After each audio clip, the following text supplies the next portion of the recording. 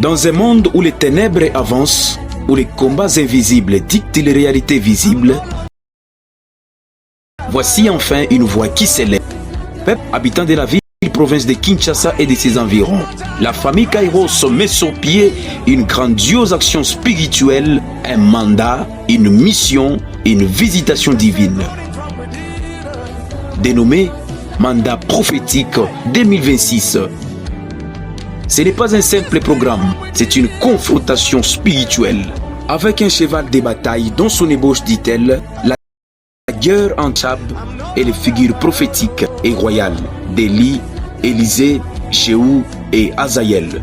Ce thème sera poussé aussi loin que possible par plusieurs orateurs, des hommes ouins. Entre autres, nous avons le prophète Yves Djamba, apôtre Serge Mounongo, apôtre Idriss Diboué, prophète Élisée Kassenia de Lubumbashi, prophète Roland Gaz Beya de Lubumbashi, prophète Neftali Lubaba, pasteur Joël Grasse Boy, prophète Fils Nabi, prophète Gloire Kairos.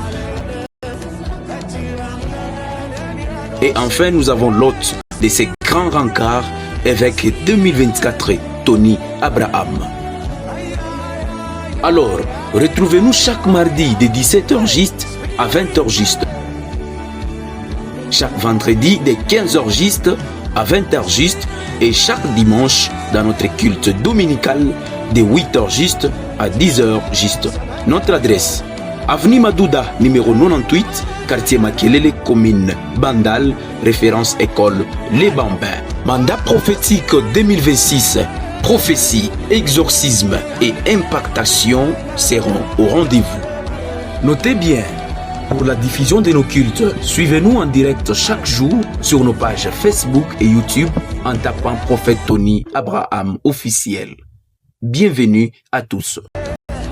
Dans un monde où les ténèbres avancent, où les combats invisibles dictent les réalités visibles, voici enfin une voix qui s'élève. Peuple des dieux, habitants de la ville, province de Kinshasa et de ses environs, la famille Kairos met sur pied une grandiose action spirituelle, un mandat, une mission, une visitation divine. Dénommé Mandat prophétique 2026. Ce n'est pas un simple programme, c'est une confrontation spirituelle. Avec un cheval de bataille dont son ébauche, dit-elle, la guerre entre dynastie d'Achab et les figures prophétiques et royales d'Élie, Élisée, Jéhu.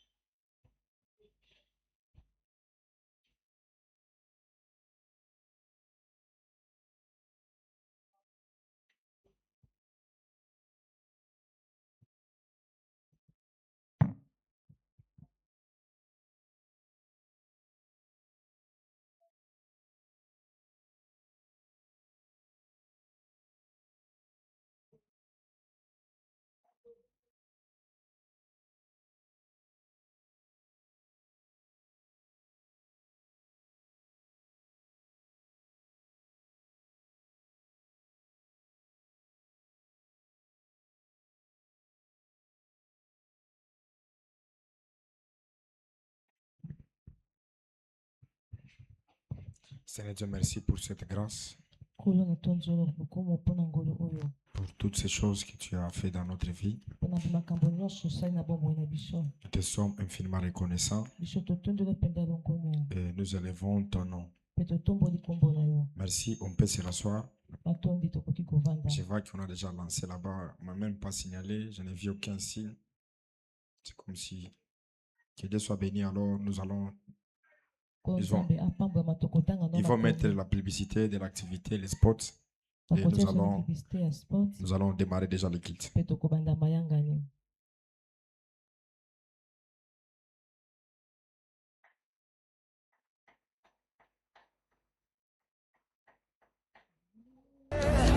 Dans un monde où les ténèbres avancent, où les combats invisibles dictent les réalités visibles, voici enfin une voix qui s'élève. Peuple des dieux, habitants de la ville, province de Kinshasa et de ses environs, la famille Kairos met sur pied une grandiose action spirituelle, un mandat, une mission, une visitation divine. dénommé Mandat prophétique 2026. Ce n'est pas un simple programme, c'est une confrontation spirituelle. Avec un cheval de bataille dont son ébauche, dit-elle, la guerre entre dynastie d'Achab et les figures prophétiques et royales d'Élie, Élisée, Jéhu et Azaël. Ce thème sera poussé aussi loin que possible par plusieurs orateurs, des hommes ouins. Entre autres, nous avons le prophète Yves Djamba, apôtre Serge Mounongo, apôtre Idriss Diboué, prophète Élisée Kassenia de Lubumbashi, prophète Roland Gaz Beya de Lubumbashi, prophète Neftali Lubaba, pasteur Joël Grasse Boy, prophète Fils Nabi, prophète Gloire Kairos. Et enfin, nous avons l'hôte de ces grands rencarts, évêque 2024, Tony Abraham. Même ceux qui sont ici à la maison. Le Seigneur nous a recommandé de faire ce culte afin que nous parvenons de bénir le peuple de Dieu et de se préparer à de grandes choses que Dieu est en train de faire avec nous.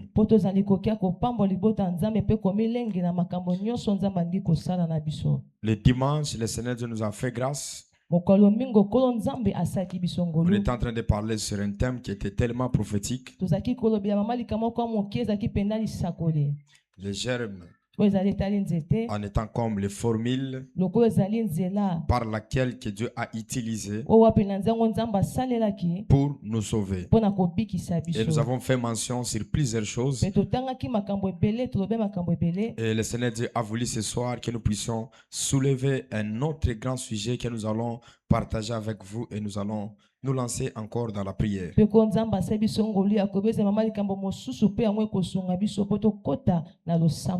n'était pas un scandale, mais c'était quelque chose qui était tellement logique. Il est écrit chance et pierre, que cela devienne des pierres, des pains plutôt. Jésus lui dit, un enfant de Dieu vivra de toute parole qui sort dans la bouche de Dieu. C'est-à-dire que nous vivons par la parole. C'est la parole qui nous fait vivre. C'est la parole qui est notre force. C'est la parole qui est notre puissance. Vous allez voir, il est écrit, et ne ramassez pas la manne le 7e jour. Il ramassait le 6e jour. Et ce qu'il ramassait, ça leur permettait de manger le 7e jour. La manne, c'est la parole qui est notre pain au quotidien. Jésus l'a mentionné et il a dit cela. Alors nous allons parler sur l'événement de l'enlèvement de l'église. Mais nous allons nous poser plusieurs questions sur toutes ces choses qui sont liées à l'église. Et par la grâce de Dieu, nous allons nous poser presque 3 questions. Qui sera enlevé? Qui assistera à cet enlèvement-là? Qui sera invité à la nuit de noces? Quand cela aura-t-il lieu? Que faire en entendant? Ce sont des questions que chacun de nous se pose, même s'il vient à l'église, même s'il prie, même s'il cherche Dieu. C'est-à-dire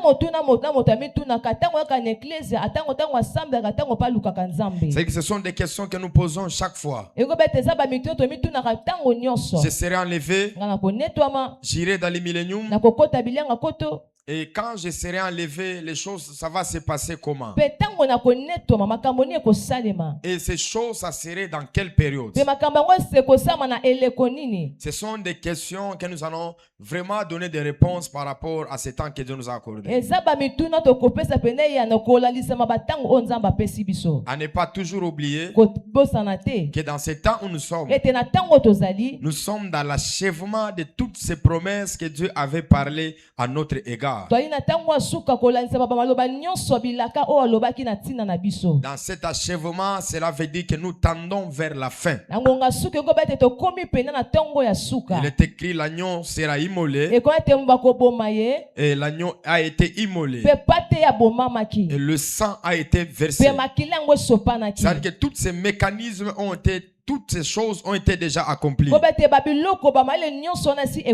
allez voir, Jésus lui-même fait mention de ces écritures. Il dit, cette parole que vous venez d'entendre de moi, elle vient d'être accomplie. Parce que dans la Bible, il était question de ces trois choses. La loi, les prophètes et les psaumes. Et quand il est venu, il a dit, tous ces trois personnages ont parlé de moi. Et dans la dimension des Écritures, il s'est identifié par rapport à des Écritures. Il a ouvert les livres et lorsqu'il a ouvert les livres, il a dit cette Écriture que vous venez d'entendre vient de s'accomplir. La Bible dit on a voulu même les lapider parce qu'il s'est identifié à l'Écriture et il s'est typifié à l'Écriture en étant comme l'original de cette écriture. À ne pas oublier, faisons mention de ces deux choses, l'ombre et la réalité des choses. Quand il est venu présenter la réalité de toutes les questions qui étaient dans l'ombre. Et il a achevé toutes ces choses par sa voix lui-même. Par sa voix, il a dit tout est accompli à Golgotha. Il a achevé tout ce qui était caché dans la loi, dans les prophètes, dans les psaumes. Christ a tout accompli. Je l'ai dit l'autre fois, quand nous prêchons, nous ne pouvons pas prêcher une prédication qui trouble les gens. Parce que dans l'ancienne alliance, Christ était voilé. On ne les connaissait pas. Personne ne les connaissait. Mais lorsqu'il est venu se dévoiler. Il est venu se présenter comme en étant celui qui est le sauveur. Et que par toutes ces choses, la seule chose qu'il pouvait accomplir, c'est de laisser la tombe vide. Lorsqu'il a laissé la tombe vide, c'est ce qui est comme l'achèvement, l'accomplissement, la fin de toute prophétie et la fin de toute déclaration. Parce qu'il est écrit, tu n'abandonneras pas ton serviteur dans le séjour des morts. Et tu ne permettras pas que ton serviteur puisse hériter à la corruption. C'est-à-dire que Jésus était toute une écriture. Jésus était toute la parole qui devait accomplir et qui devait achever ces choses. Et en accomplissant ces choses, la continuité devait être là. Par sa plus grande mission qu'il est venu sur la terre, c'est de faire la deuxième naissance de l'église. Dans l'ombre, Adam était l'église. Il était comme le tabernacle de Dieu. Lorsqu'il a péché, tous les plans, tous les projets étaient tombés par terre. Mais dans la préfiguration, Dieu avait déjà préfiguré que le monde sera sauvé. C'est là que la première église a échoué. Christ est venu faire naître une autre église. Et cette église a sa base à Golgotha. On comprend la première qui est née en Éden. La première église qui est née en Éden. Et la deuxième église qui est née à Golgotha. Cette église qui a commencé à naître. Et il est écrit lorsqu'il est monté même au ciel, il a donné plusieurs diversités de choses qui vont venir sur la terre.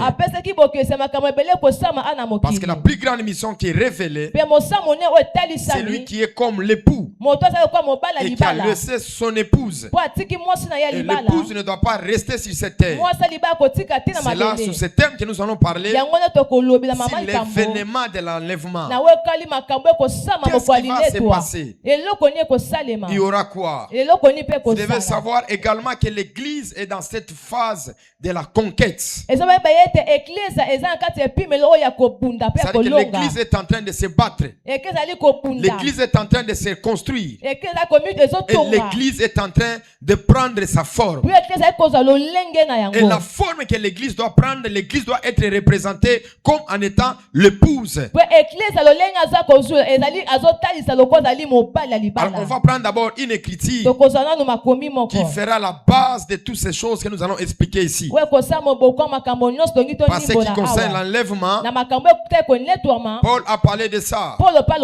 Jean a parlé aussi de ça. Mais nous allons comprendre dans 1 Thessaloniciens, le chapitre 4, en commençant par le 16e verset jusqu'au 17e. Si vous avez votre Bible chez vous, vous pouvez le prendre. Amen. Mais j'aimerais qu'on projette cette même image là-bas, ceux qui sont en train de suivre, qu'ils commencent à voir ces écritures. 1 Thessaloniciens chapitre 4, le 16e verset jusqu'au 17e. Amen. Vous êtes à la maison, honorez la parole de Dieu comme qui est notre doctrine. Vous pouvez lever votre main droite en l'air. Car le Seigneur lui-même a un signal donné à la voix d'un archange au son de la trompette de Dieu. Descendra du ciel. Descendra du ciel. Soulignez là, on a écrit descendra du ciel. Soulignez avec moi là, on a écrit descendra du ciel. Amen. Soulignez avec moi, descendra 16. 1 Thessaloniciens chapitre 16. Le chapitre 4, le verset 16 au verset 17. S'il vous plaît, aidez-moi les techniciens. Car le Seigneur lui-même a un signal donné à la voix d'un archange. Tu es là. Mais interprète ce que je t'ai dit. Car le Seigneur lui-même a un signal donné à la voix d'un archange au son de la trompette. Descendra du ciel. Le mort en Christ ressusciteront premièrement. Ensuite, nous les vivants, nous serons restés. Nous serons tous enlevés avec eux sur des nuées à la rencontre du Seigneur dans les airs. Ainsi nous serons toujours avec le Seigneur. Pouvez vous asseoir. Directement dans cette écriture, il y a presque mention de 5 choses. 5 choses qui est comme les actes qui vont se produire tout autour de l'enlèvement. Vous pouvez les mentionner aussi. La première des choses, on nous parle le signal. La deuxième des choses, on parle la voix de l'archange. La troisième des choses, on nous parle de la trompette de Dieu. Et la quatrième des choses, on est en train de nous... la quatrième, hein, c'est ça. La quatrième des choses, on est en train de nous parler de la résurrection. Et la cinquième des choses, on nous parle si la transformation. Est-ce qu'on peut me remettre ces versets? On nous parle de la transformation, de la translation, ou soit de la transfiguration. C'est par ces choses que nous allons vivre cet événement-là. Aussi longtemps que tous les écrivains n'ont pas pu mentionner, à donner plus d'exactitude, mais lui quand même nous a donné quelques précisions.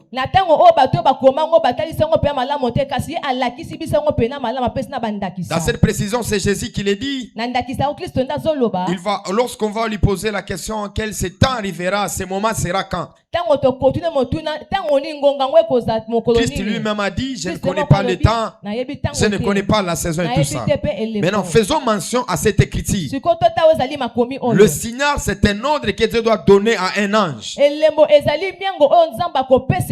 cet ange détient la trompette. Il va sonner la trompette.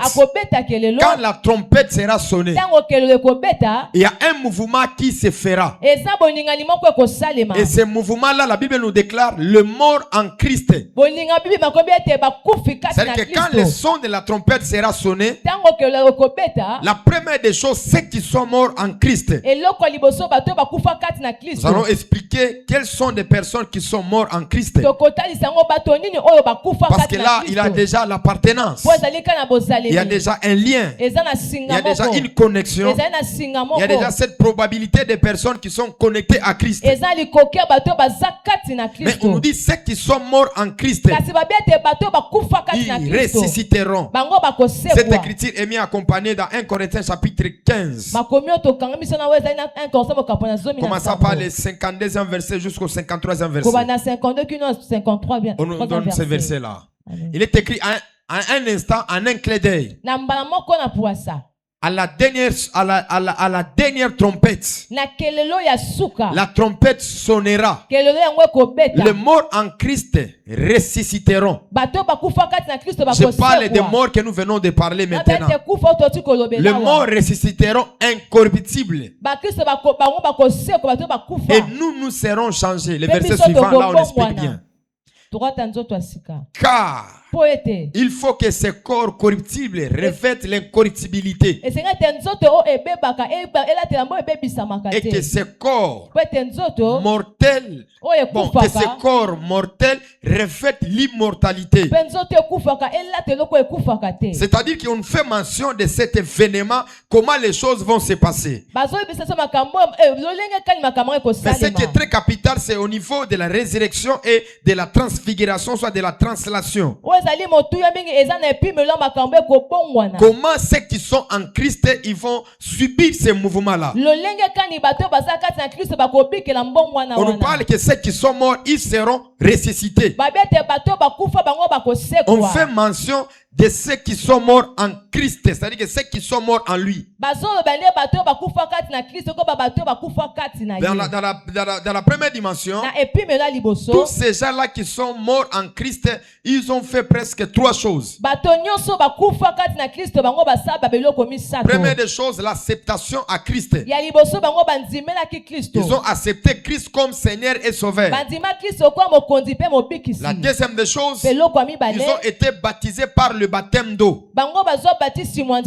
C'est-à-dire qu'on était allé le plonger dans l'eau. On les a immergés dans l'eau. Le baptême, c'est quoi? C'est l'acte d'une bonne conscience. Une décision que nous prenons, ou soit l'engagement que nous prenons devant Dieu. Je vais le dire et répéter encore.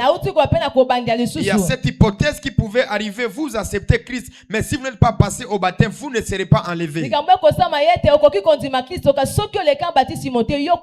Il parle de ces choses devant Nicodème. Il dit à Nicodème, tu connais la science des Écritures. Tu connais la doctrine des Écritures.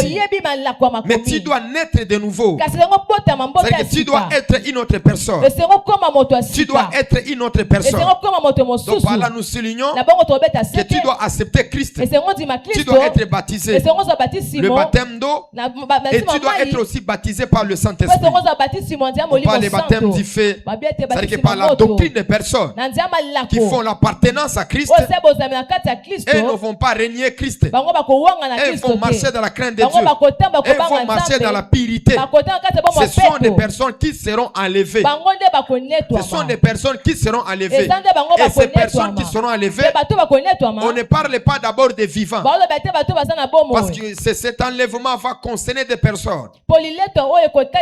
Enlever qui veut dire arracher. Prendre quelque chose par force. Ou soit ravir une chose. Les morts seront ressuscités. En Christ, ceux qui sont morts en Christ. Et les vivants, on vient nous expliquer dans 1 Corinthiens que nous allons être métamorphosés. Nous allons vivre la transformation. Nous allons porter un corps incorruptible. Nous allons porter un corps immortel. Un corps qui vit éternellement. Et dans les versets que nous venons de lire, on dit que c'est par cet acte-là qui nous permettra que nous puissions monter. Et quand nous monterons avec lui, nous serons avec l'époux. Mais la question est de se poser, cet événement aura lieu comment? Ça va se passer comment? Parce que Christ a refusé de donner la date. Mais Christ a quand même préciser les événements. Les événements qui vont venir dans cette période. Et il dit, lorsque vous verrez ces choses, comprenez directement que le temps est arrivé, que cette saison est arrivée, que cette période est arrivée. Il avertit, il prépare. Maintenant, dans la Bible, les choses qui concernent l'enlèvement, il y a presque 4 personnages. 4 personnes qui sont liées par rapport à cet événement. N'oubliez pas qu'ils sont en train de parler sur l'événement de l'enlèvement. Le déroulement, comment les choses vont se faire. Comment les choses vont se passer. Ça se fera comment? Par quelle méthode? Par quelle manière que le Seigneur va permettre que les choses puissent se faire. Nous venons de le souligner que le son de la trompette sera sonné. Ce son ne sera pas comme dans le son de Daniel. Mais ça sera le dernier son qui sera sonné. Et quand ce son sera sonné, on vient de le mentionner, ceux qui sont morts, ils vont ressusciter. Et ils entreront dans le millénium avec le pouls. Mais dans cet événement, quelles sont les personnes qui sont concernées? Il y a presque 4 personnes, ou soit 4 types de personnes qui sont représentées. Première personne, c'est d'abord lui-même qui est l'époux.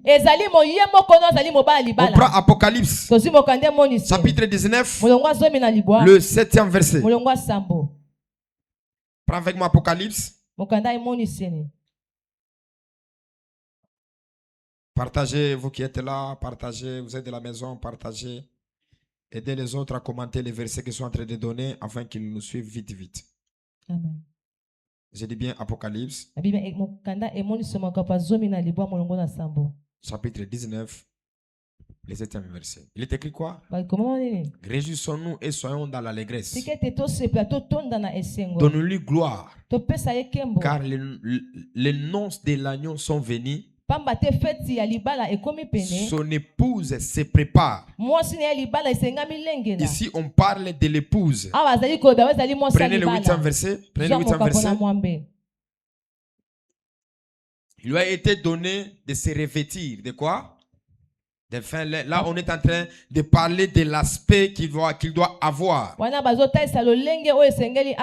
l'écart qu'il doit avoir. Maintenant, il y aura presque 4 personnes qui seront présentes sur cette activité-là. Premièrement, je viens de parler de l'époux, qui est lui-même le Seigneur Jésus. Deuxièmement, il y aura l'épouse.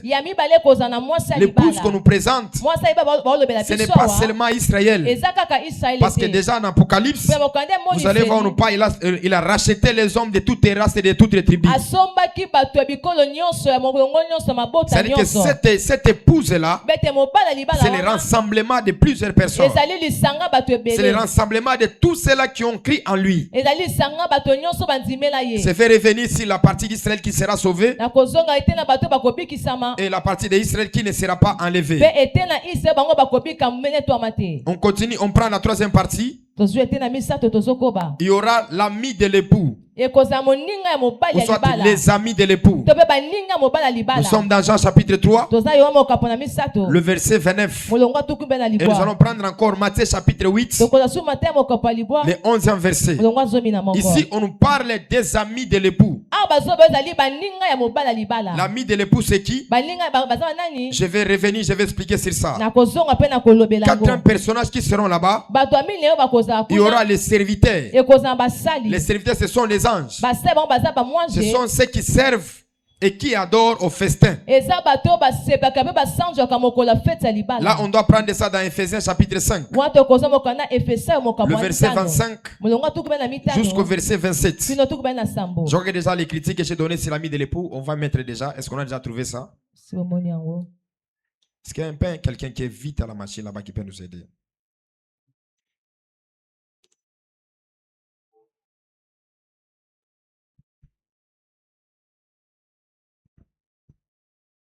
C'est pas ce que j'avais demandé, bien avant. J'avais commencé d'abord par l'ami de l'époux. Si vous avez l'intelligence, allez l'aider. Même toi, tu ne peux pas t'asseoir là-bas. Va travailler là-bas. les fils des prophètes. C'est compliqué. On vient de parler ici, l'ami de quoi? L'ami de l'époux. Qui a trouvé ce verset-là? Jean chapitre 3, le verset 29. On commence par là et on va prendre de Matthieu chapitre 8, le 11e verset.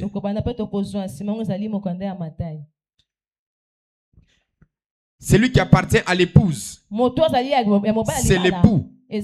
Mais l'ami de l'époux qui se tient là, qui entend et qui éprouve une grande joie à cause de la voix de l'époux. Aussi cette joie qui est la mienne est parfaite. Ici, c'est Jean qui donne la révélation qu'il est en train de parler sur l'ami de l'époux. L'ami de l'époux qui se réjouit. Si le plan de la révélation, l'ami de l'époux, c'est tous ces gens-là qui sont morts avant que Christ puisse monter à Golgotha. Parce qu'eux, on les présente comme des martyrs. Les gens qui vont suivre la tribulation, les gens qui seront invités comme les invités d'honneur dans cette fête-là. Et la quatrième dimension, il y a ce qu'on appelle le serviteur qui sont représentés par les anges. Apocalypse chapitre 19, le 9e verset jusqu'au 10e. Et nous allons prendre encore Hébreux chapitre 1, le 14e verset. Et Ephésiens aussi chapitre 5, le 25e verset jusqu'au 27e.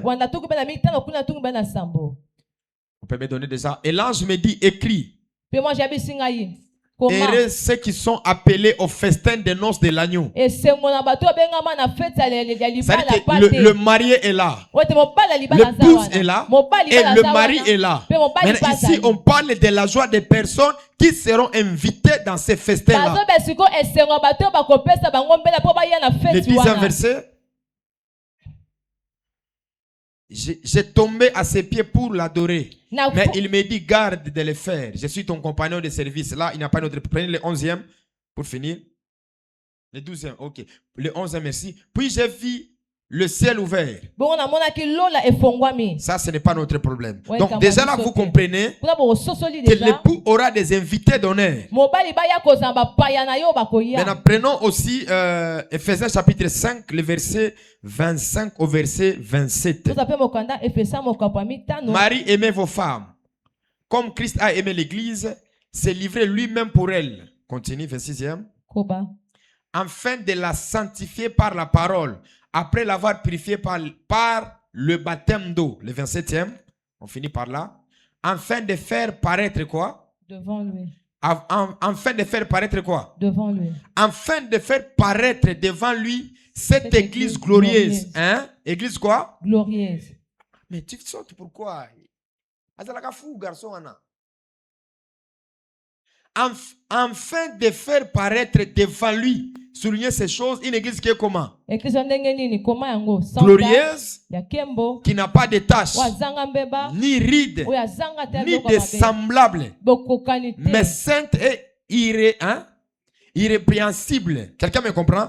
C'est-à-dire que le serviteur, parmi ces quatre personnages, l'invité n'a pas de travail. L'invité, lui, sera invité. L'ami de l'épouse sera invité. Mais celui qui a des problèmes, c'est le serviteur. C'est le serviteur qui doit préparer l'épouse, qui doit faire que l'épouse soit bonne. Il dit que cette épouse doit être lavée dans la parole. Cette épouse doit être lavée dans les Écritures. Et cette épouse doit paraître glorieuse. Maintenant, le problème reste entre le serviteur. Parce que ce sont les serviteurs qui vont anticiper l'événement de l'enlèvement. Dans la première dimension, ce qui concerne l'église, Christ n'a pas choisi une catégorie de personnes, malgré il nous a mandaté, il nous a mis des ministres. À la fin de toutes les choses, il a dit, allez, faites toutes les nations mes disciples, le baptisant au nom du Père et du Fils et du Saint-Esprit.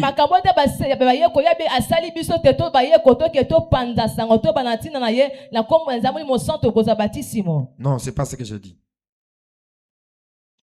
C'est pas ce que je dis, ma soeur. c'est bien de le répéter. C'est-à-dire que Christ, il nous a mis dans la perfection. Il nous a mis, nous les ministres. C'est-à-dire qu'il nous a mandatés, il nous a mis comme les hommes de Dieu, les prophètes et les prophétesses. Mais l'ordre général qu'il a donné, cet ordre consiste à enrôler tout le monde, de préparer l'église.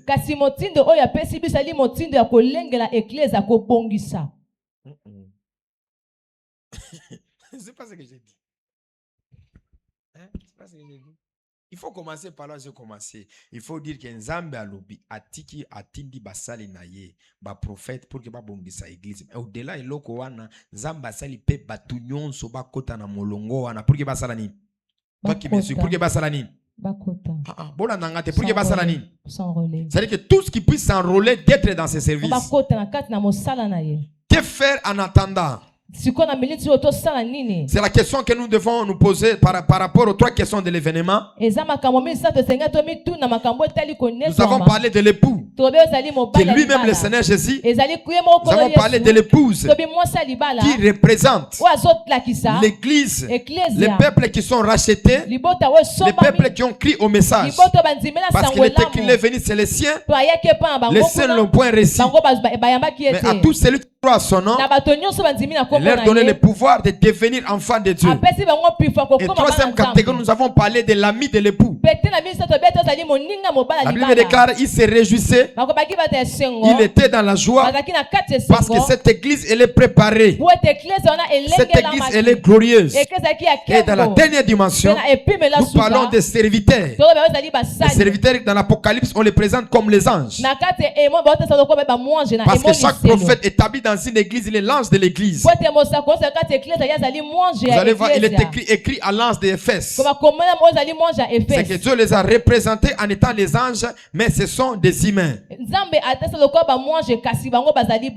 Que faire maintenant pendant cette période? Quand après être enrôlé, après avoir crié, après avoir accepté à cet appel, que devons-nous faire? Qu'est-ce que toi et moi nous allons faire? Je peux le dire en passant que quelqu'un peut arriver aussi à perdre le salut. Parce que le salut, c'est un processus. Il est écrit, travaille pour votre salut avec crainte et tremblement. Quelqu'un peut être baptisé. Quelqu'un peut accepter Christ. Mais il peut perdre le baptême. Parce qu'il est écrit, renoncer aux œuvres mortes. Il a dit, vous courez, qui vous a arrêté? Alors nous allons prendre cette écriture qui va nous aider et nous allons comprendre dans Luc chapitre 21, le 36e verset.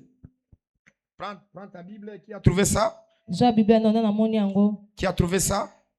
Et par là, nous allons prendre 4 choses qui vont faire en sorte que nous qui attendons, nous qui veulent vivre cette période, qu'est-ce que nous devons faire? Nous devons faire quoi? Je vais d'abord l'épingler et après nous allons expliquer sur ça. La première des choses, c'est nous qui attendons qui sont vivants, parce que c'est de la joie de l'accepter et de mourir. Vous êtes déjà sauvés. Et si tu meurs, pour toi c'est mieux. Si tu es encore vivant, là c'est autre chose. Pourquoi je respecte des morts qui ont crié, qui sont morts en Christ, parce qu'elles ont ces privilèges. Elles sont déjà sauvées. Et nous allons faire 4 choses. La première des choses, nous devons veiller. La deuxième des choses, nous devons se sanctifier. Et la troisième des choses, nous devons travailler. Et la quatrième des choses, nous devons nous consoler. La première des choses, nous la trouvons dans Luc chapitre 21, le verset 36. Il est écrit, veillez donc et priez. Quand on dit à quelqu'un de veiller, on lui dit qu'il soit dans la vigilance. On lui dit qu'il ne ferme pas les yeux, qu'il soit tellement intelligent. Il dit veillez et priez donc tout le temps, afin que vous ayez la force d'échapper à toute à toutes ces choses qui arriveront. De paraître debout devant le Fils de l'homme. On a dit de veiller, c'est-à-dire de veiller sur ta conduite. De regarder nos gardes. De faire toutes les choses afin que nous puissions avoir une bonne relation avec le Seigneur. Marc chapitre 13, le verset 33. On prend aussi ça, on va lire. C'est mambo.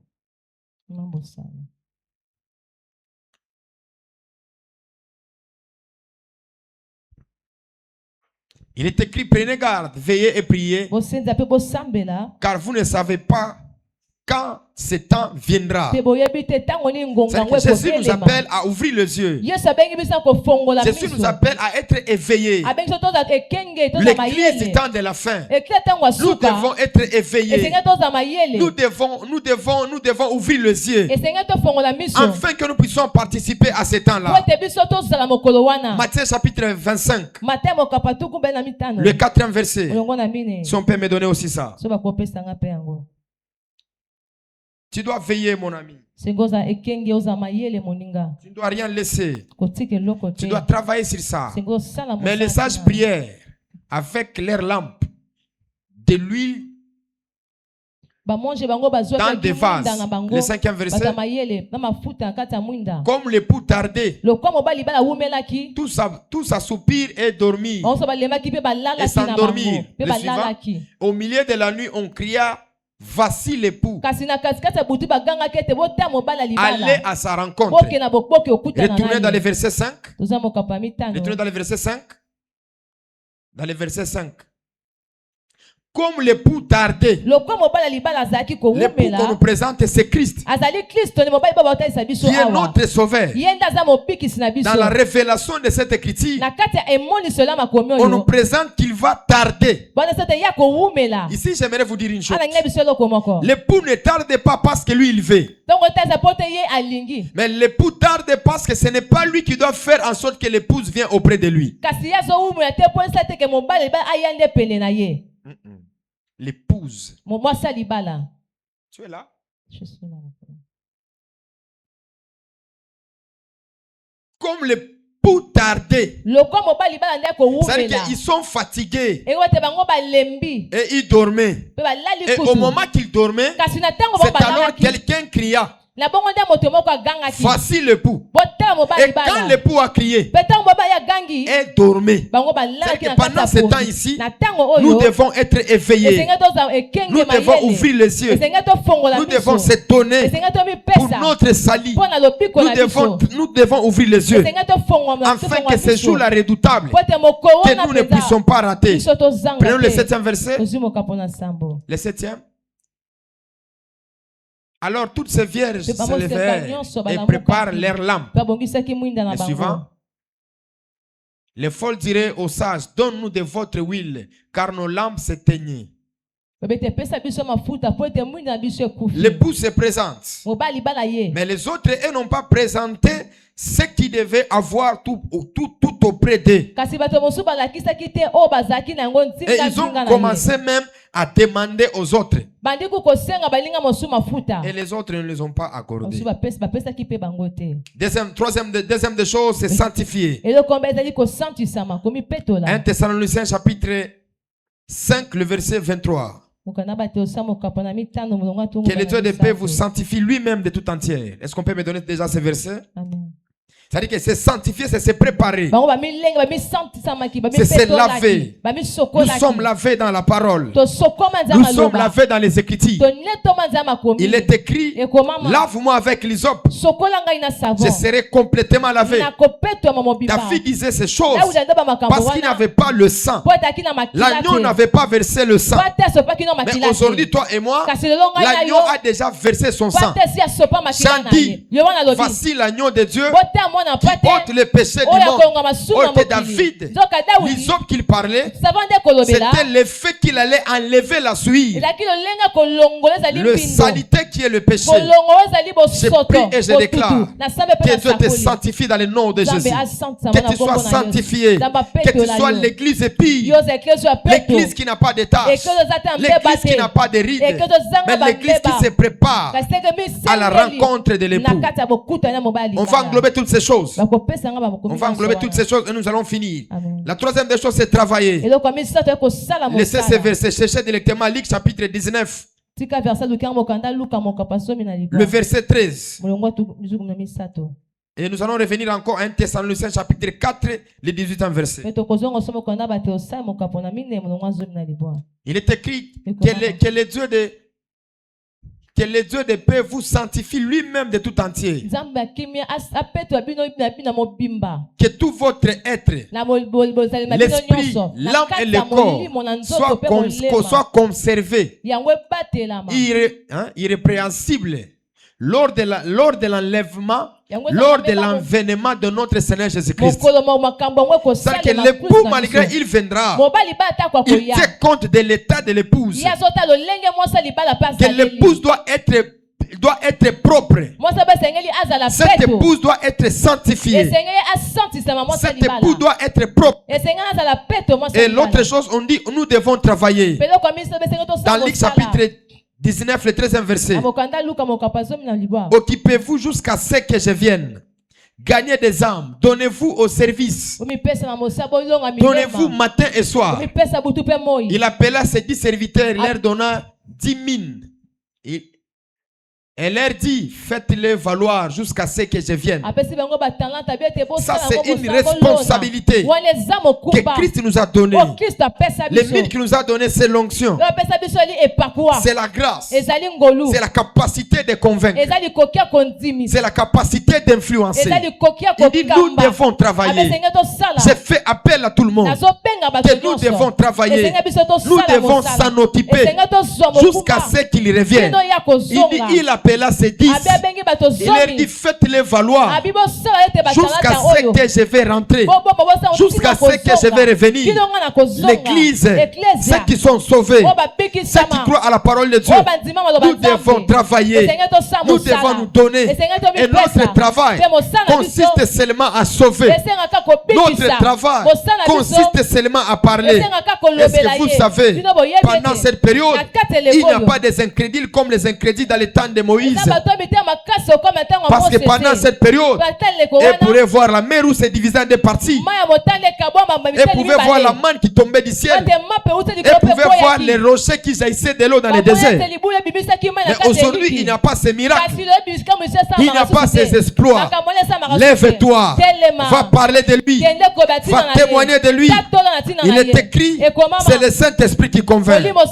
C'est le Saint-Esprit qui appelle. Je prie et je déclare. Toi qui nous suis en ligne, même toi qui es ici, lève-toi, va travailler. Il y a une pension, il y a l'amour qui est à moi. Chaque matin, chaque jour, j'ai cette vocation de sauver. J'ai cette devise. J'ai cette devise-là et je l'ai toujours dit. Parce que la première fois quand Dieu m'est à Paris, il m'a demandé 3 choses. La première des choses, je lui ai dit, ce n'est sauve mon âme. Deuxième des choses, sauve ma famille. Et la troisième des choses, sauve toute personne que je parlerai de toi et de lui, que je vais témoigner de toi. Le Seigneur m'a dit, j'accomplirai ses vœux et je bénis le Seigneur. Dans mon parcours, il y a des ivrognes, il y a des prostituées, il y a des lâches, il y a des personnes qui s'est donné parce que c'est l'appel, c'est le vœu que j'avais fait à Dieu. Lève-nous à l'école, lève-nous dans les universités. Je vous dis la vérité. Dieu me va au ciel. Je sais que mes amis aussi vont suivre. Moi, quand on est allé faire l'examen de quoi? l'examen oral. J'avais plus de 25 finalistes. J'étais parti avec eux. C'est une honte de parler en langue. Mais dans votre église, tu n'amènes même pas un finaliste. Tu n'amènes même pas un finaliste. Tu es dans la jeunesse.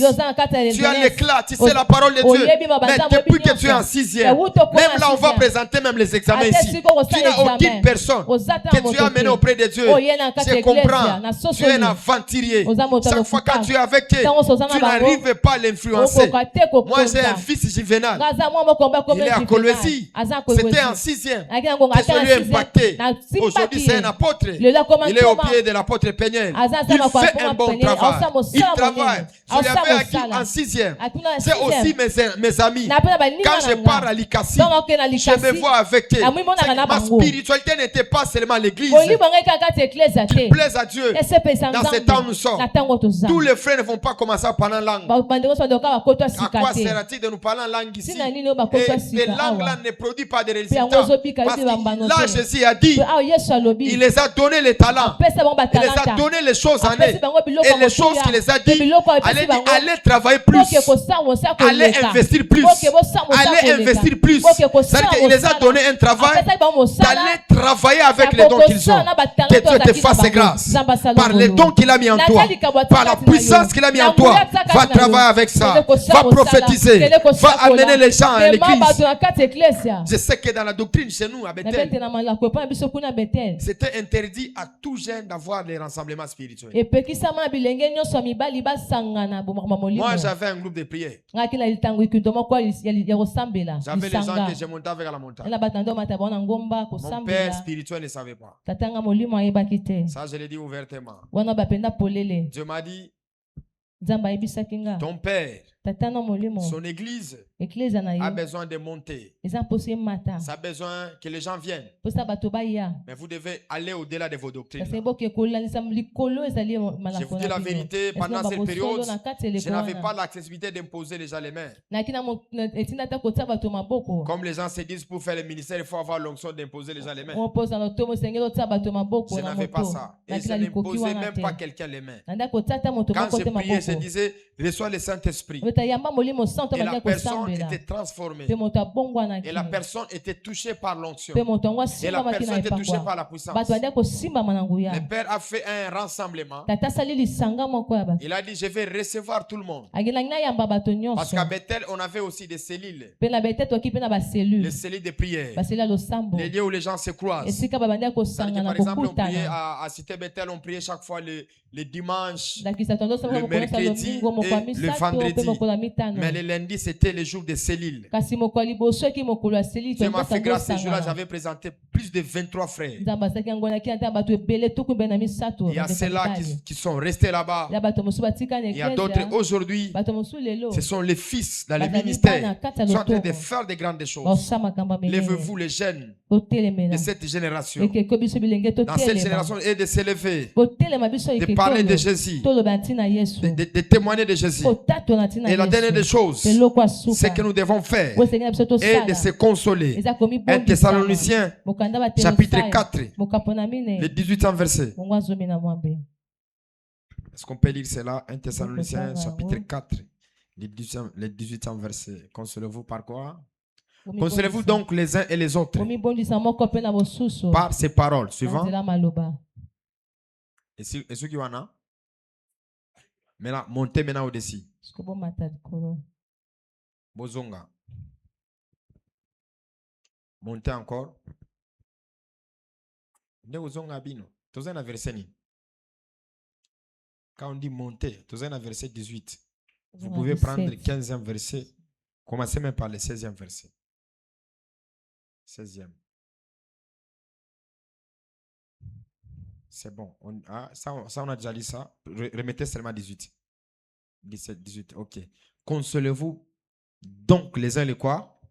Par ces paroles. Quelles les paroles? Les paroles qui ont cité où? Les paroles qui sont au-dessus, c'est que nous venons de parler ici. Donc par là, nous comprenons directement comment les choses vont se dérouler.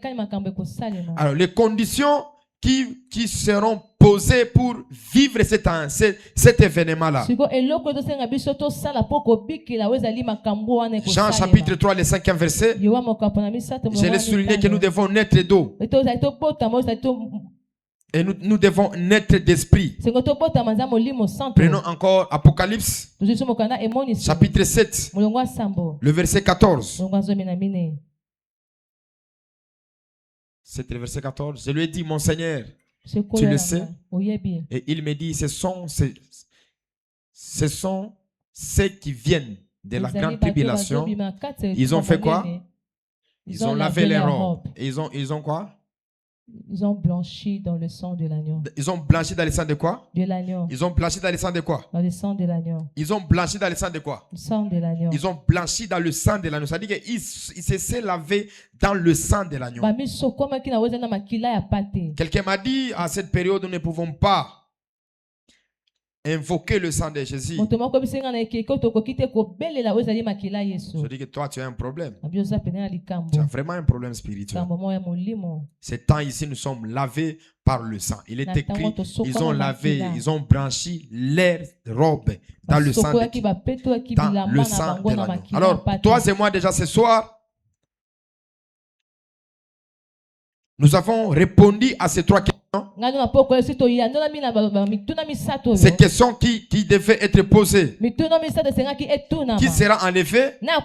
J'ai parlé que c'est l'église qui va assister à ces noces. J'ai parlé le serviteur et j'ai parlé aussi l'ami de l'époux. Quand cela aura-t-il lieu? J'ai parlé par rapport aux événements, par rapport au temps. Et la dernière position, que faire en entendant? J'ai fait appel à la prière. J'ai dit que tout et chacun de nous qui se donne à la prière, qui se sacrifie à la prière, car ce jour-là est redoutable. Ce jour-là est incomparable. Finissons dans Apocalypse chapitre 22, en commençant par les premiers versets. Ce jour-là est redoutable. Ce jour-là est grand. Il faut que tout celui qui entende la voix, qu'il ne puisse pas endurcir son cœur et qu'il accepte que ces choses sont réelles, que ces choses sont véritables. Il dit à Jean, écris ces choses. Ces choses sont véritables. Ces choses sont oui et amen. Et il me transporta un fleuve d'eau de la vie, limpide comme du cristal, qui sortait du trône de Dieu et de l'agneau. Ici, on parle de deux choses. On parle du trône de Dieu et on parle du trône de l'agneau. Et ils m'ont... Le suivant. Verset 2. Au milieu de la place de la ville, sur les débords du fleuve, il y avait un arbre de vie. Produisant combien? Produisant 12 fruits, rendant les fruits, papa. Allez, le 6e verset. Prenez-moi le 6e verset. Il me dit, ces paroles sont comment? Certaines, véritables. Et le Seigneur, le Dieu des esprits des prophètes, a envoyé son ange pour montrer à ses serviteurs les choses qui doivent faire quoi? Les choses qui doivent faire quoi? Les choses qui doivent faire quoi? Les choses qui doivent arriver bientôt. C'est-à-dire que tous les événements, de toutes ces choses qui vont se faire, ces choses ont été déjà révélées. Ces choses ont été déjà présentées. Et ce jour-là, personne ne dira que je ne savais pas. Personne ne dira je ne connais pas. Parce que si toi tu ne connais pas, c'est ton problème. Et la condamnation va tomber sur toi. On prend le 8e verset. C'est moi Jean qui entendis et vis ces choses. Quand j'ai entendu et vis, j'ai tombé au pied de l'ange qui me montrait pour m'adorer. L'ange a refusé. On prend le 12e verset. Voici, je viens et ma rétribution est avec moi pour rendre chacun selon c'est que son œuvre.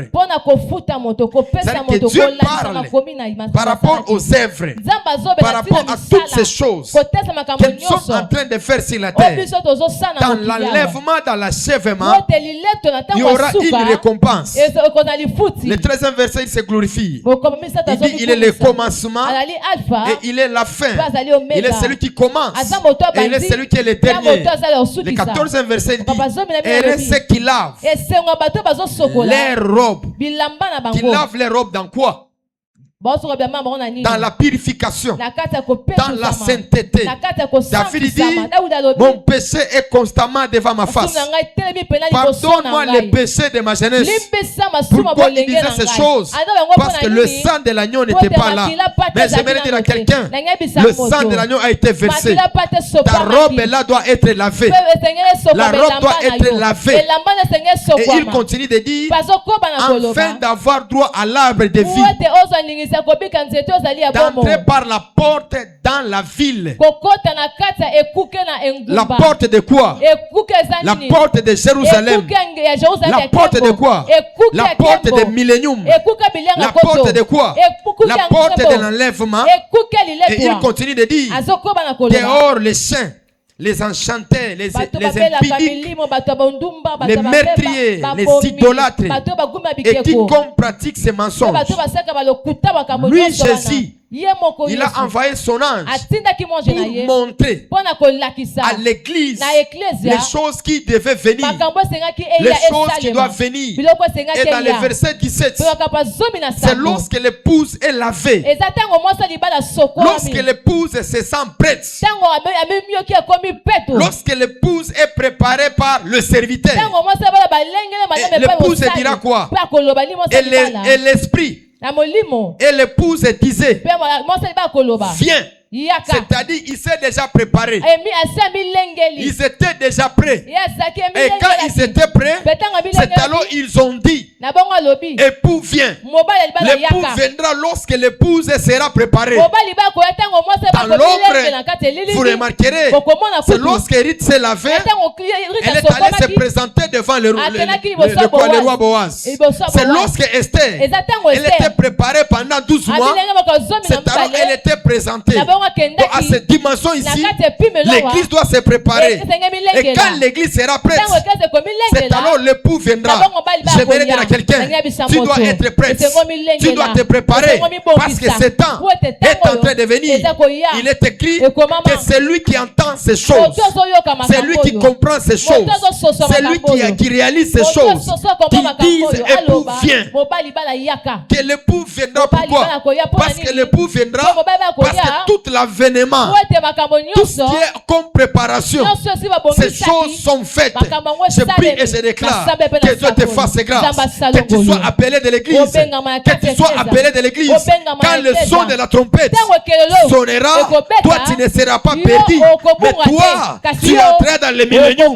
N'oubliez pas, je viens de dire que l'enlèvement c'est ravir quelqu'un, c'est prendre quelqu'un. Ce jour redoutable est en train de venir. Ce jour redoutable est en train de venir. Voilà pourquoi il dit dehors, sortez, vous les lâches, dehors, binonyoso, dehors, sortez, les lâches, les incrédules, les abominables, toutes les personnes mauvaises, les part seraient dans les temps ardents. Dans le verset 18, dans le verset 18, il dit quoi?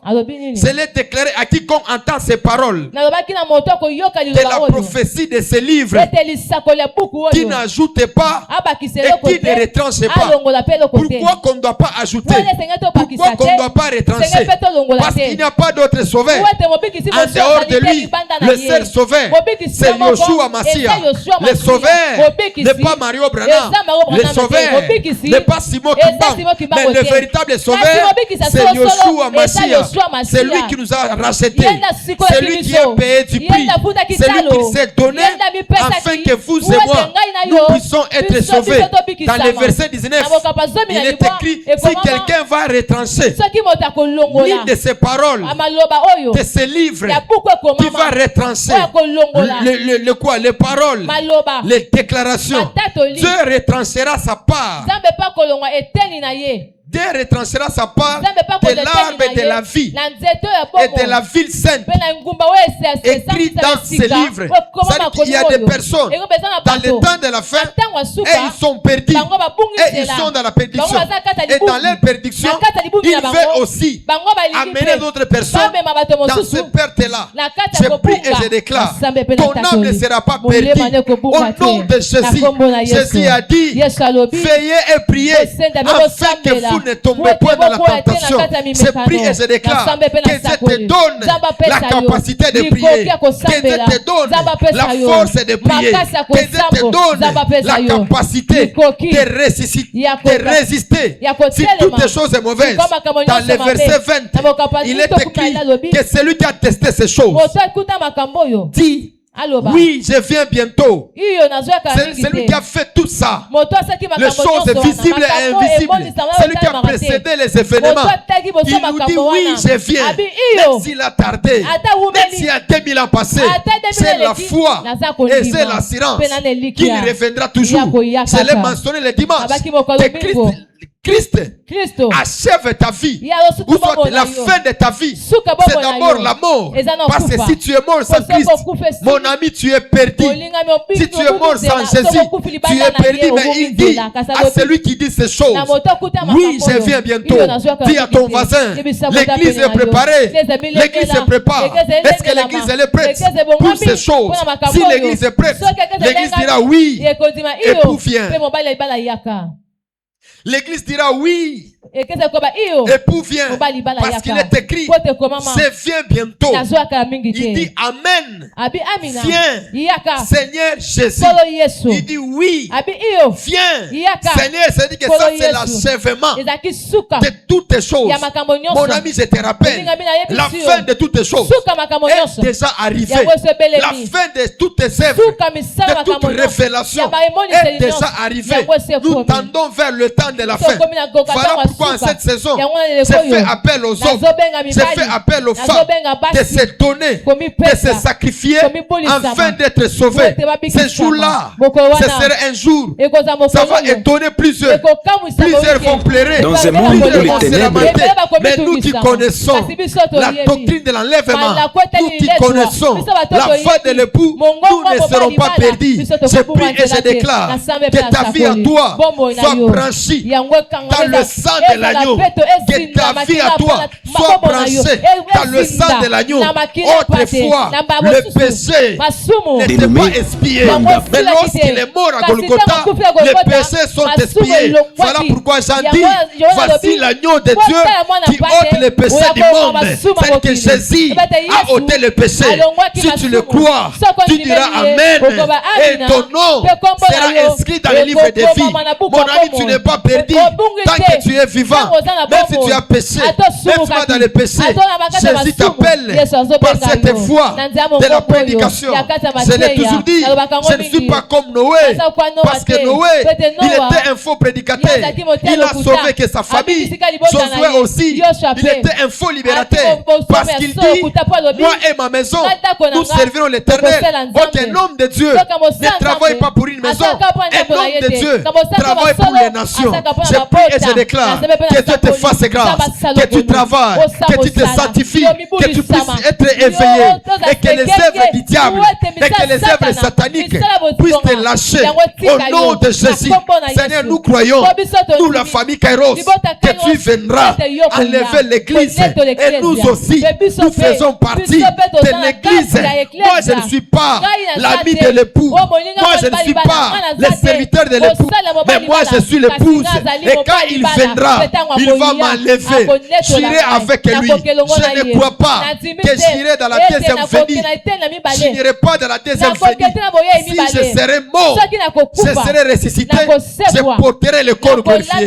Lève ta main droite en l'air. Prie avec moi au nom de Jésus. Si Christ venait, je serai enlevé. Je ne raterai jamais l'enlèvement. Je ne passerai jamais à la tribulation. Sa première venue, je serai enlevé. J'irai dans les milléniums. Je serai avec lui. Je porterai le corps glorifié. Je porterai le corps glorifié. Je serai dans la joie. Je mangerai avec l'époux. Je soupirai avec l'époux dans la nuit de noces. Au nom de Jésus-Christ. Touche ta main sur ton cœur. Tu vas commencer à prier. Tu vas dire à Dieu, sauve mon âme, sauve mon esprit. Je ne suis pas celui qu'on appelle l'ami de l'époux. Je ne suis pas le serviteur de l'époux. Mais moi, je suis l'épouse. Je suis l'épouse. Je me prépare. Je dois être glorieuse. Je ne dois pas avoir des taches sur moi. Je ne dois pas avoir la vie du péché sur moi. Je dois parier en étant pur. Je dois parier en étant pire au nom de Jésus. Nous te prions, Seigneur Adonai. Fais-nous grâce par cette parole, afin que nous comprenions cet envénement qui viendra. Nous serons enlevés. Donnez-moi Apocalypse chapitre 21. Chapitre 21. On finit par là. Il est écrit, puis j'ai vu un nouveau ciel et une nouvelle terre. Car le premier ciel et la première terre avaient disparu, et la mer n'était plus. Et je vis descendre du ciel, d'auprès de Dieu, la ville sainte, la nouvelle Jérusalem, préparée comme une épouse qui s'est parée pour son époux. J'entendis du trône, on peut avancer, une voix forte qui disait, voici le tabernacle de Dieu. Avec les hommes, il habitera avec eux. Ils seront son peuple. Dieu lui-même sera avec eux. Les 80 versets, ça nous console. On peut aller avec l'interprète. La première des choses, on nous dit comment? Il sera le quoi? Il fera quoi? On lit avec vous. Il fera quoi? Il sera toute larme de commentez les versets, ceux qui sont à la technique. Envoyez les versets dans les liens de commentaires. Il essuiera les larmes. Il essuiera toutes les larmes de leurs yeux. Et la mort ne sera plus. Il n'y aura plus ni deuil, ni cri, ni douleur. Car les premières choses ont disparu. C'est-à-dire que tous ces malheurs, ça va disparaître. Et dans le 5e verset, il dit, et celui qui était assis sur le trône dit, voici, j'ai fait toutes ces choses nouvelles. Et il dit, écris ces choses.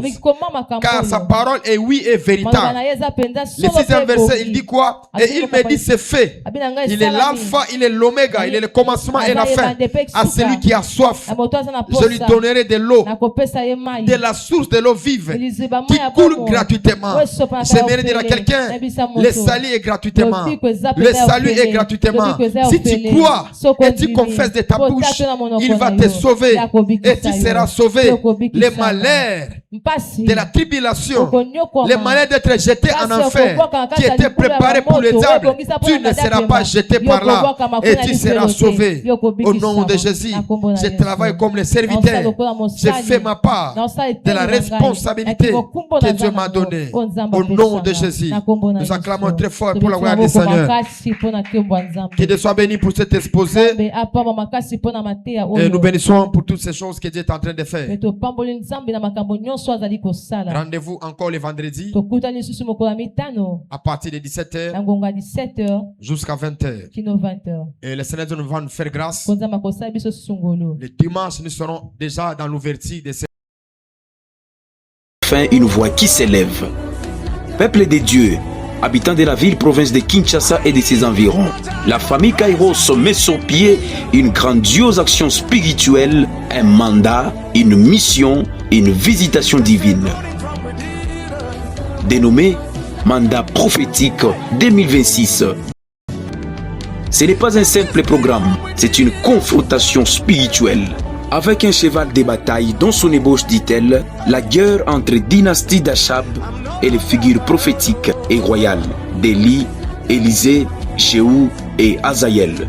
Ce thème sera poussé aussi loin que possible par plusieurs orateurs, des hommes ouins. Entre autres, nous avons le prophète Yves Djamba, apôtre Serge Mounongo, apôtre Idriss Diboué, prophète Élisée Kassenia de Lubumbashi, prophète Roland Gaz Beya de Lubumbashi, prophète Neftali Lubaba, pasteur Joël Grasse Poi, prophète Fils Nabi, prophète Gloire Kairos. Et enfin, nous avons l'hôte de ces grands rencarts, évêque 2024, Tony Abraham. Alors, retrouvez-nous chaque mardi de 17h juste à 20h juste. Chaque vendredi de 15h juste à 20h juste et chaque...